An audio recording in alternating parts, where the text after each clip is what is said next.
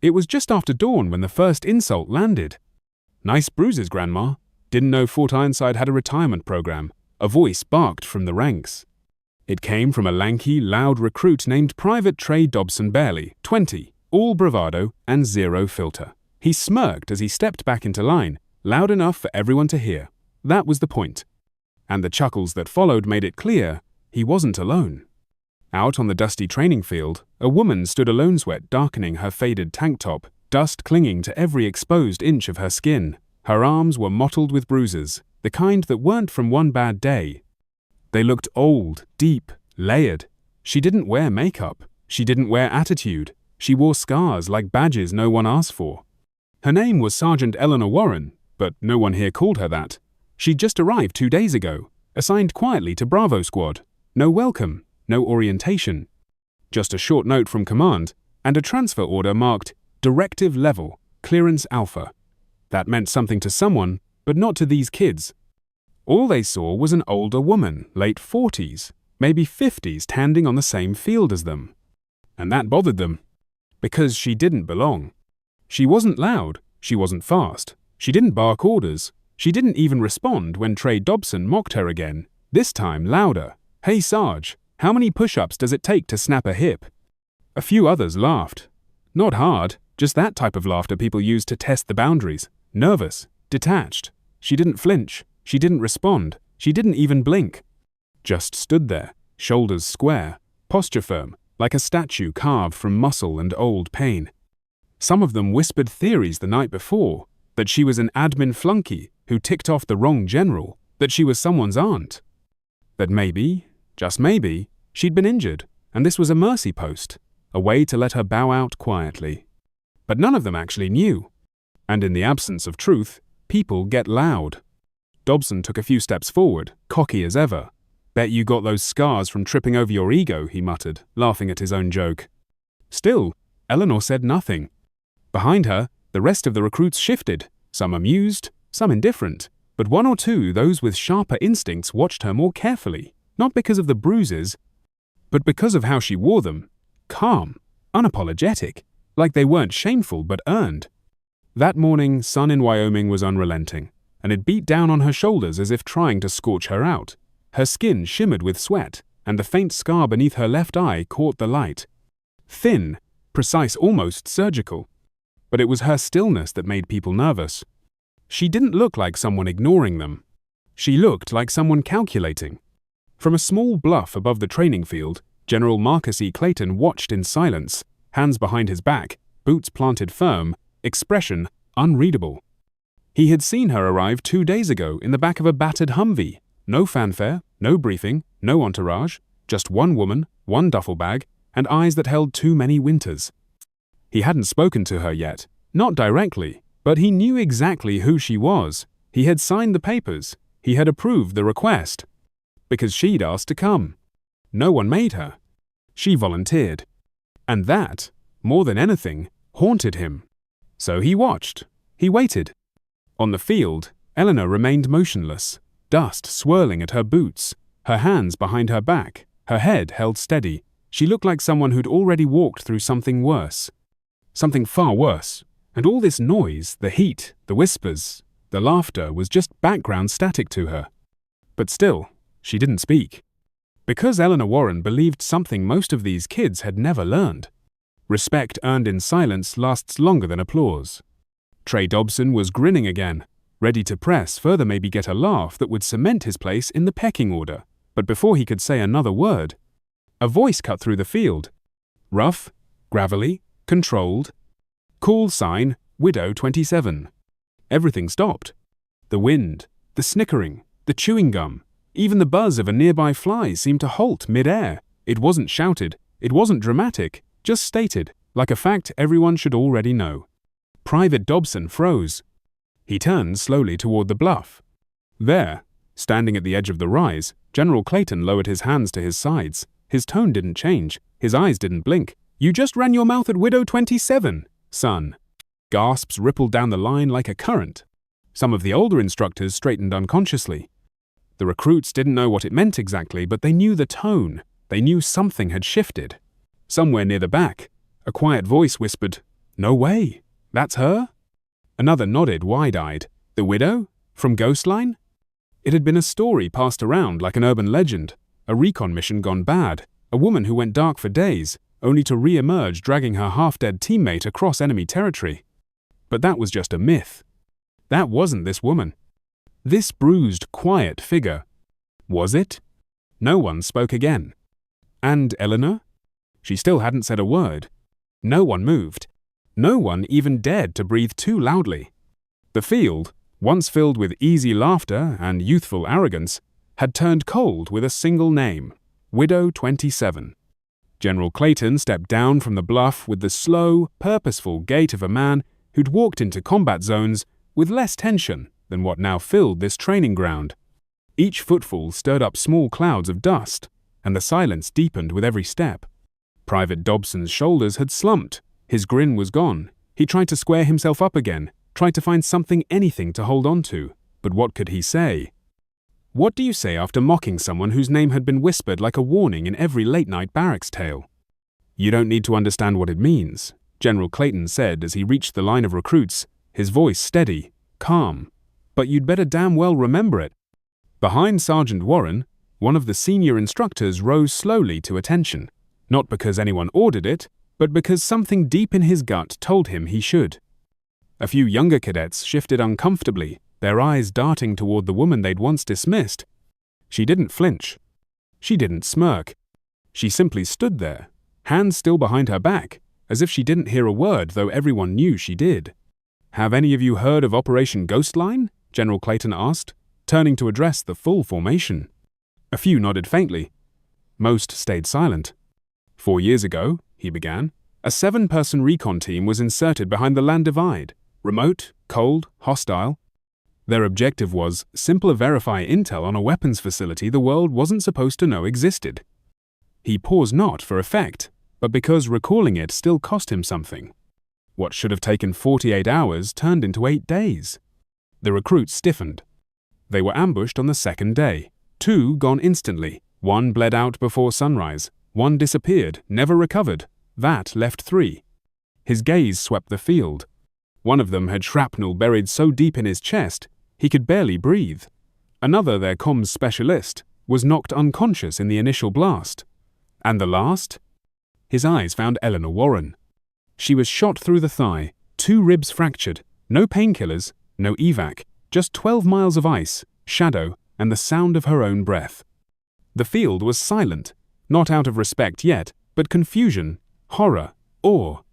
She carried the comms guy on her back, he continued.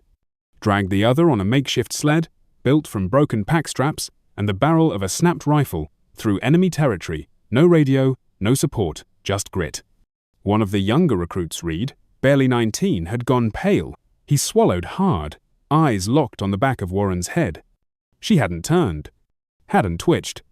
She was somewhere else now, somewhere far away, back in the snow, back in the dark, back in the blur of blood and wind and every whispered breath behind her that said, "Don't stop.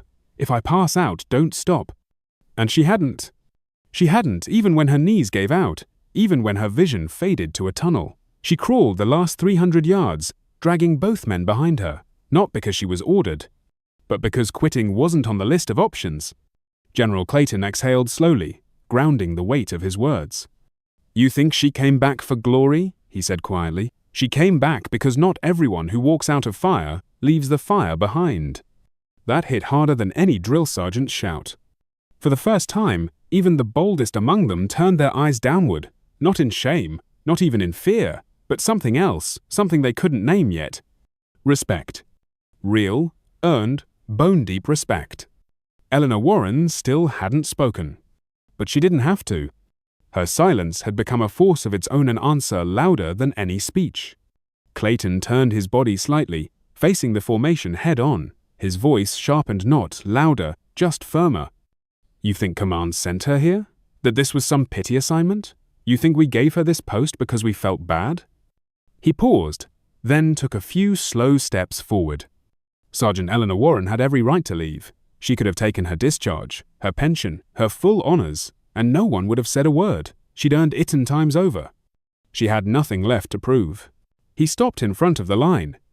but she asked to come back. There was a beat of silence. No one moved. She didn't come to sit at a desk. She didn't come for ceremonies. She didn't come to be coddled. He turned his gaze once again to Warren, his voice softening just a notch. She asked for the hardest assignment we have, field instructor for pre-deployment cadets. He let the words settle.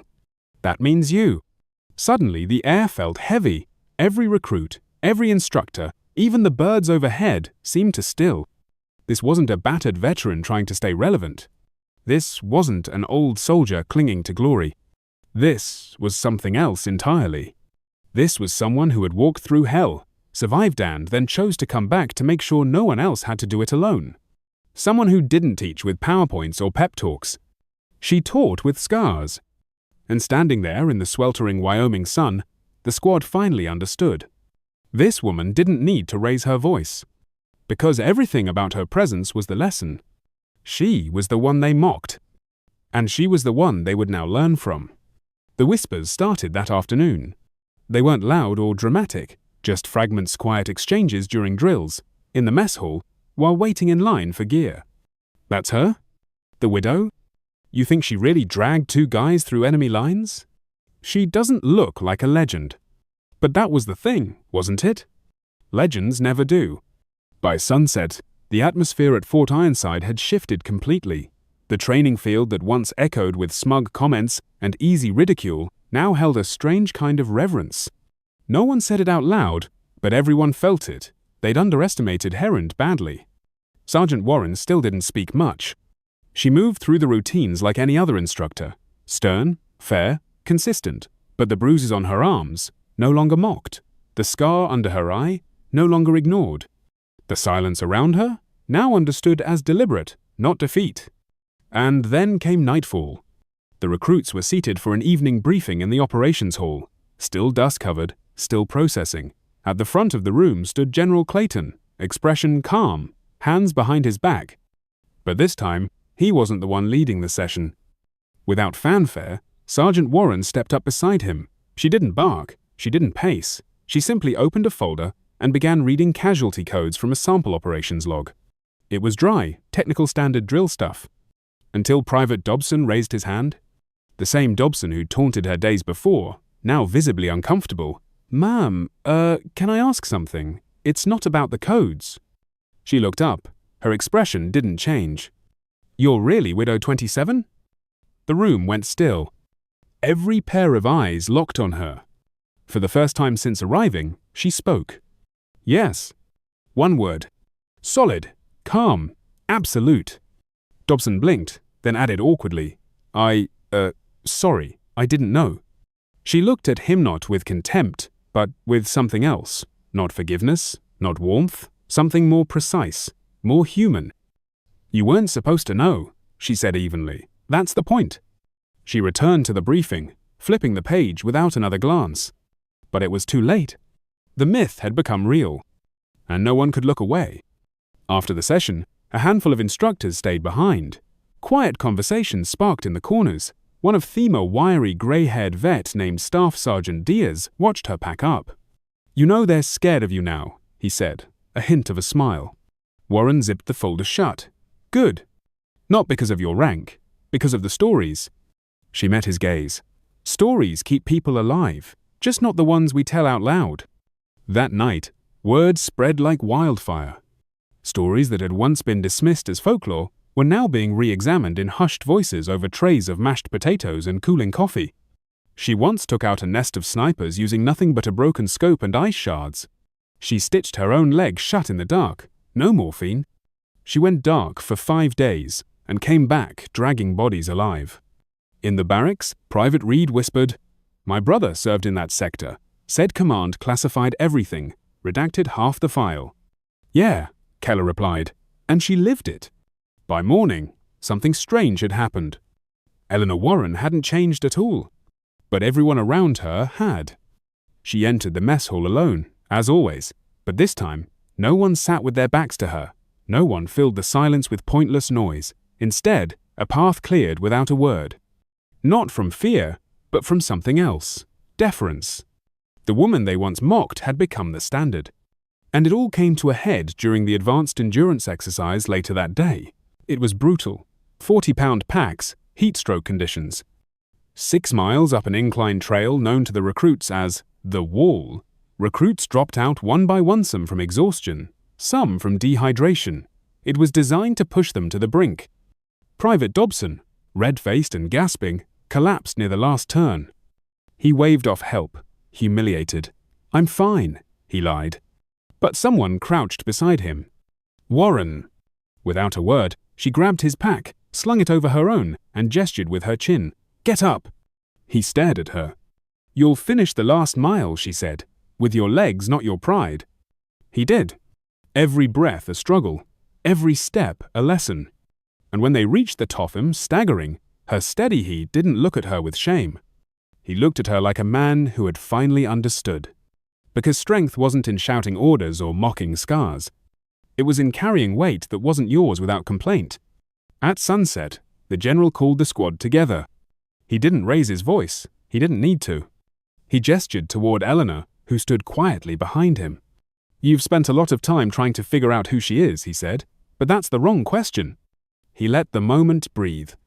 The question is, who are you, standing in front of her? He let that sink in before turning to Eleanor and saying the words that sealed it. You don't just train soldiers, you remind them what one looks like. No applause. No salute. Just silence. And in that silence, everything had changed.